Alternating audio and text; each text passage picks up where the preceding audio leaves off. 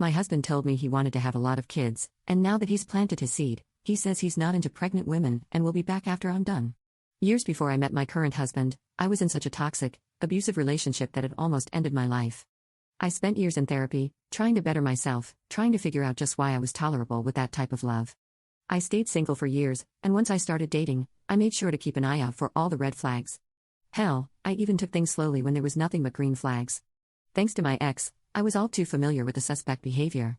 I ended up meeting my current husband at a work event, and things just fell into place. I opened up and explained my past trauma, and let him know that if we were going to date, it would require a slow pace and patience. I won't say that he was perfect, but he was always kind, compassionate, and caring. We dated for about 5 years, were engaged for 1, and have been married for a little over 3 years now. We recently bought our second home together, and we both got promotions at work, so we sat down and talked about kids. He wanted a big family, and I only wanted 1 or 2. We agreed on 2, and we started trying. It didn't take long, and here I am 6 months pregnant, still working, with swollen ankles and a back that won't stop aching, but other than that, I've been very happy and thought I had a supportive husband.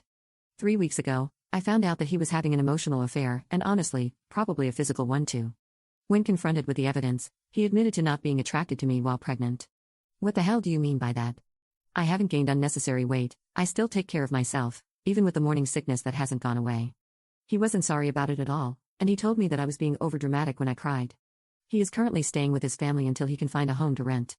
He doesn't want to get a divorce, and in fact, he's saying that after the pregnancy is over, we can go to therapy and fix things, but I don't want to. I cannot physically look this man in the eye anymore without feeling disgust. I have a text from him saying that he's my only option because no man wants to date a single mom. I'll be talking to a lawyer and figuring out how to divorce him.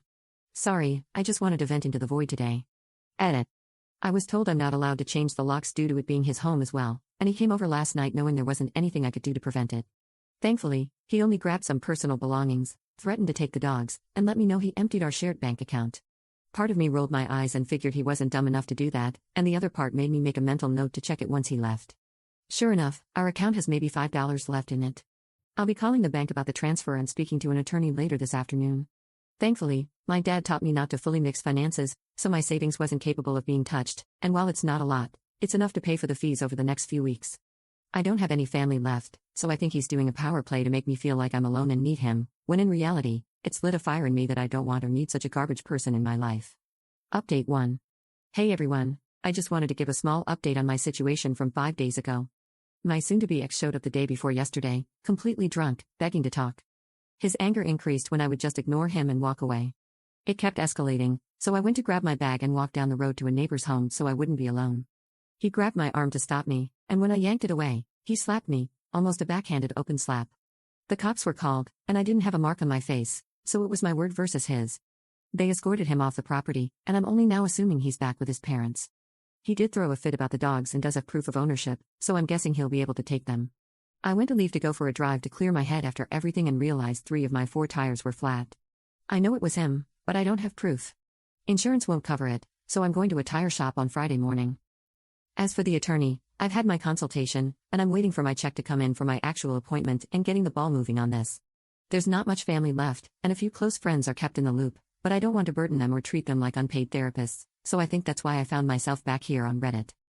The baby and pregnancy are okay. I've actually lost weight, and the doctor has told me to avoid stressful situations and to take things easy.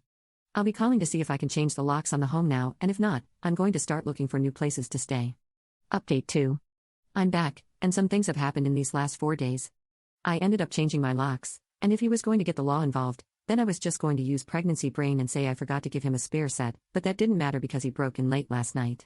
I was able to contact the police before I confronted him, but due to our location, I knew it would take a bit for them to arrive. I tried walking by him to leave the house, but every time I did, he'd shove me.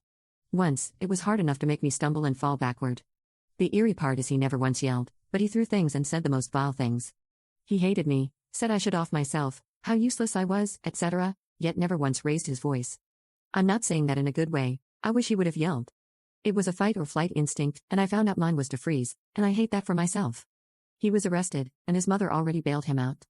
I'm staying at a hotel thanks to a work advance and looking into some apartments. I won't be stepping foot into that home we shared until my best friend is here, and even then it will be with the police accompanying us. Nobody can figure out what made him change almost overnight.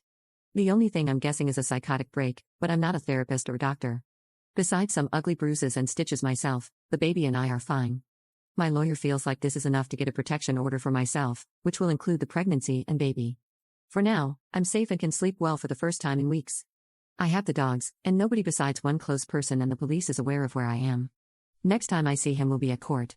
Update 3. Police met me at my home to gather some personal belongings and pretty much anything and everything else I could grab. Thanks to the user who recommended calling the non-emergency number, it was smooth sailing. He wasn't home, so I didn't have the fear of him showing up, and both officers were very kind. What I walked into, on the other hand, was not very fun.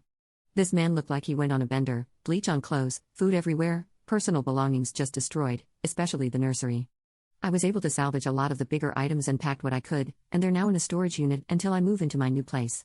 I took pictures, and as aggravating as it was, especially with the 1 step forward, 2 steps back, I'm hopeful that they'll just be another thing used against him to prevent custody. As far as him, he has no way of contacting me other than through an attorney or email, and it's been quiet on both ends.